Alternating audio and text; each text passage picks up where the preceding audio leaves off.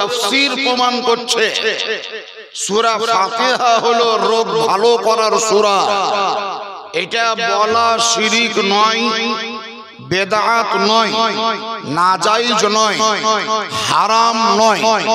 রোগ ভালো করার মালিক শুধুমাত্র আল্লাহ, এটা অবশ্যই।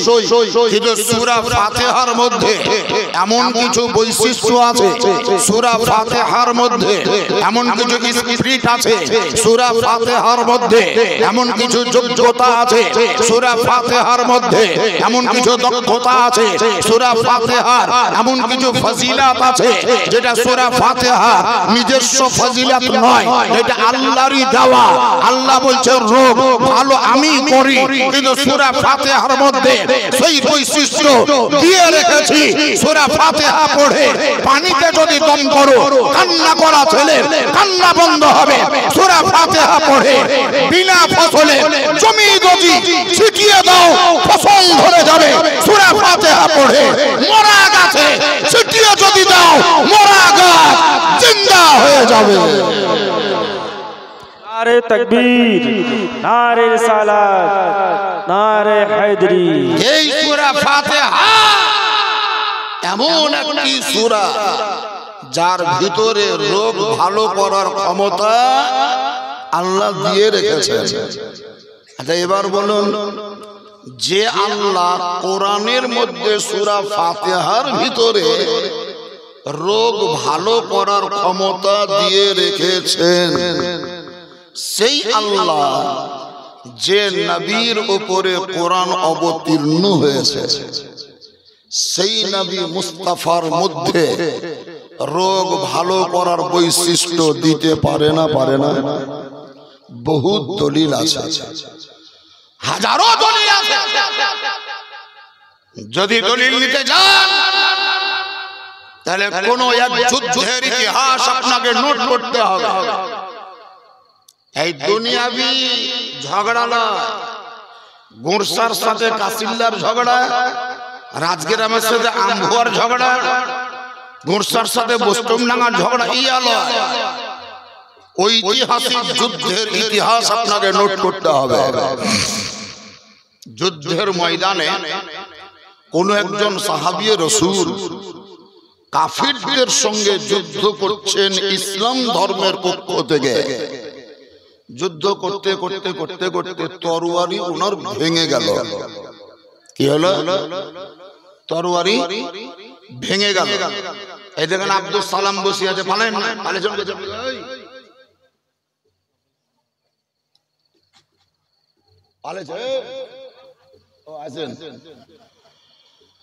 আব্দুল সালাম আছে, ওকে নাট খোলার জন্য 3-4 ডাল ধুয়ে আছে, ডাল ডাল প্লাস লয়, ওকে ডাল বলছে 12 নম্বর, 10 নম্বর, 9 নম্বর, 8 নম্বর ডাল। নাটকে ধরে এইভাবে ভরে ঘুরাতে গিয়ে যদি ওর ডাল ভেঙে যায় তাহলে নাট খোলা আর সম্ভব হবে না। যুদ্ধ করতে গিয়ে সাহাবী রাসূলের তরবারি ভেঙে গেল। এখন বলেন আপনি কি আর যুদ্ধ করতে পারবেন? তরবারির দ্বারাই যে যুদ্ধ হতো ওইটা আর পারবেন না। হ্যাঁ, ইট তুলে পাক মারতে পারেন, পাথর তুলে কাহুরির কপালকে ফুটিয়ে দিতে পারেন, কিন্তু হাত কেটে নেওয়া আর সম্ভব হবে না, গলা উড়িয়ে দেওয়া আর সম্ভব হবে না। তরবারি তো ভেঙে গিয়েছে, বাঁট হাতে ধরা আছে আর বাকি অর্ধেক অংশ ভেঙে মাটিতে পড়ে গেছে। সাহাবী রাসূল সুবহানাল্লাহ ওই তরবারি বানাতে মিনিমাম 6 দিন টাইম লাগবে কামারকে দিলে, আর এমার্জেন্সি যদি বলে তাহলে সকাল থেকে সন্ধ্যা লাগবে। একদিন তো মিনিমাম লাগবেই। তাহলে একদিন যদি তরবারি বানাতেই টাইম লাগে তাহলে যুদ্ধ করবে কবে? যুদ্ধ যে চলছে, রানিং আছে, সেই ভাঙা তরবারি নিয়েই সেই সাহাবী রাসূল কোন কামার শালায় যাননি। কোথায় গেলেন? সমস্ত নবী ও রাসূলদের সরদার সমস্ত নবী ও রাসূলদের ইমাম, ইমামুল আম্বিয়া, হাবিবে কিবরিয়া, সরওয়ারে কায়নাত, ফখরে মওজুদাত, रहमत आलम, नूरे मुजस्सम, नबी मुहम्मदुर रसूलुल्लाह जरे पड़ेन सल्लल्लाहु ताआला आलैहि ওয়াসাল্লামের কাছে নবীকে গিয়ে দরখাস্ত করলেন, ইয়া রাসূলুল্লাহ। এই টুকি মারিও না, টুকি মারা অভ্যাস ভালো নয়। জুয়ান ছেলে যদি টুকি মারো তো যে কোনো বিটি ছেলে দেখলে বলবে না মানিয়ে তো চোখ তুলি লুবো বলবে। টুকি মারি দরকার হলে ডাইরেক্ট ঢুকি যাও, আর না হলে দুই হাত থেকে কেটে বলো, দুইয়ের চোখ তোলার ব্যবস্থা করিও।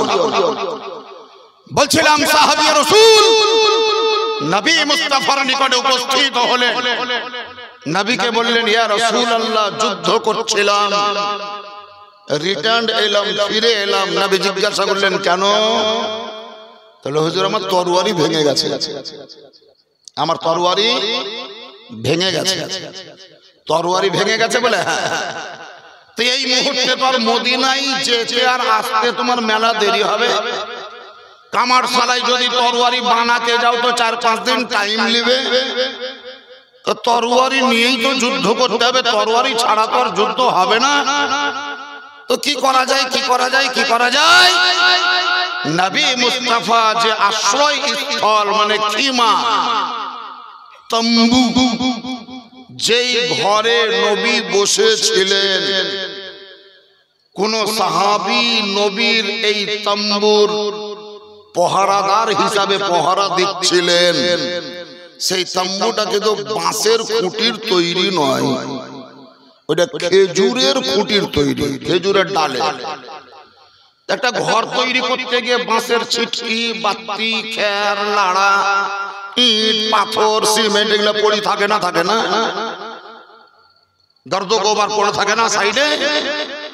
নবী মুস্তাফার জন্য যে ঘর তৈরি হয়েছিল, সেই নির্মিত ঘরের পাশে একটা ছোট্ট পারা খেজুরের ডাল পড়েছিল। এখনো বোধহয় ভিতরে ঢুকতে পারেননি আলোচনা। খেজুরের ডাল পড়েছিল।